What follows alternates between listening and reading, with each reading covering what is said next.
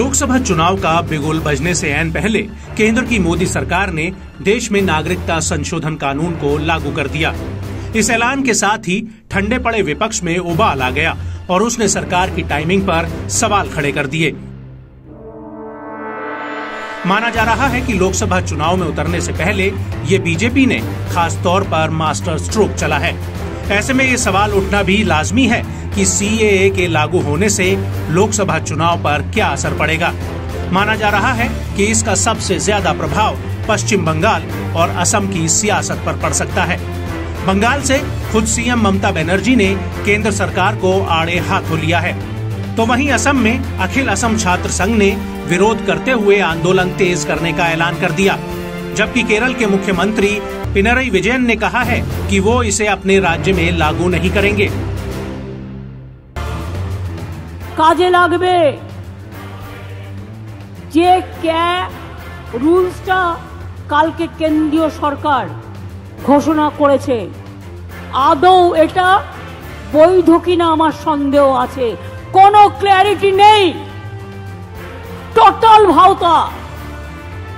ইলেকশনের আগে যুদ্ধ খেলা 19 সালেও করেছিল। 2019 সালে এনআরসির নামে আসামে 19 লক্ষ লোকের মধ্যে 13 লক্ষ বাঙালি হিন্দুকে বাদ দেওয়া হয়েছিল। অনেক মানুষ দুঃখে আত্মহত্যা করেছিল। আজকে যে বিজেপির নেতারা বলছেন ক্যা করে দিলাম, অধিকার দিয়ে দিলাম, এবার আমি আপনাদের কাছে কয়েকটা কোয়েশ্চেন করছি। তার মানে এখন যাদের দরখাস্ত করতে বলা হচ্ছে, তার মানে তারা যেই দরখাস্ত করবেন সঙ্গে সঙ্গে তারা নাগরিক থাকা সত্ত্বেও আপনারা বেআইনি অনুপ্রবেশকারী হয়ে যাবেন। তাহলে আপনাদের সম্পত্তি কি হবে, আপনাদের চাকরি বাকরি কি হবে, আপনাদের ছেলে মেয়েদের পড়াশোনা কি হবে, সবটাই বেআইনি ডিক্লেয়ার হয়ে যাবে। আপনাদের কোনো অধিকার থাকবে না। এটা অধিকার কারার খেলা।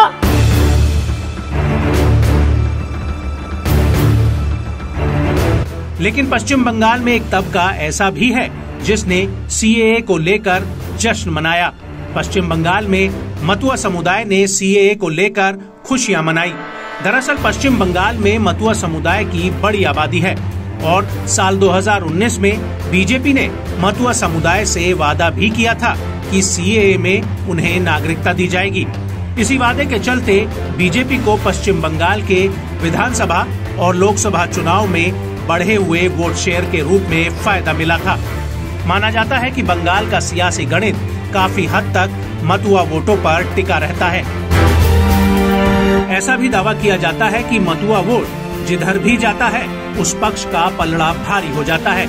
बंगाल में लगभग 1 करोड़ 80 लाख मतुआ समुदाय के मतदाता हैं, जो किसी भी पार्टी की किस्मत चमकाने और बिगाड़ने का मादा रखते हैं। पश्चिम बंगाल के नादिया, उत्तर और दक्षिण 24 परगना और पूर्वी बर्दवान में मतुआ समुदाय का प्रभाव है। यहाँ की कम से कम 4 लोकसभा सीट में ये समुदाय अहम रोल निभाता है। बता दें कि मतुआ समुदाय बांग्लादेश से आए हुए हिंदू शरणार्थी हैं। जातियों की श्रेणी में इन्हें दलित समुदाय के तौर पर रखा गया है और नाम शूद्र कहा जाता है। पश्चिम बंगाल में 17% के करीब मतुआ समुदाय के लोग रहते हैं। बांग्लादेश से आए मतुआ समुदाय के लोग काफी समय से स्थायी नागरिकता की मांग करते रहे हैं। मतुआ समुदाय की तरह राजवंशी समुदाय को भी सीएए का लाभ मिलेगा। राजवंशी भी हिंदू हैं। 1971 के बाद से इन लोगों को अब तक नागरिकता नहीं मिली है। कूच बिहार, जलपाईगुड़ी, अलीपुरद्वार आदि में राजवंशी समुदाय की आबादी अच्छी खासी है। ऐसे में राजवंशी समुदाय का असर उत्तर बंगाल की 4 से 5 लोकसभा सीटों पर है। इस तरह राज्य की 1/4 लोकसभा सीटों पर सीएए कानून का सीधा असर है। सीएए के लागू होने से जहां बीजेपी को बड़ा सियासी फायदा मिलता दिख रहा है, जबकि पश्चिम बंगाल की सीएम के हालिया बयान ही ये बताने के लिए काफी है कि उनकी मुश्किलें बढ़नी शुरू हो गई हैं। यही वजह है कि ममता बनर्जी कह चुकी हैं कि सीएए को लागू नहीं होने देंगे।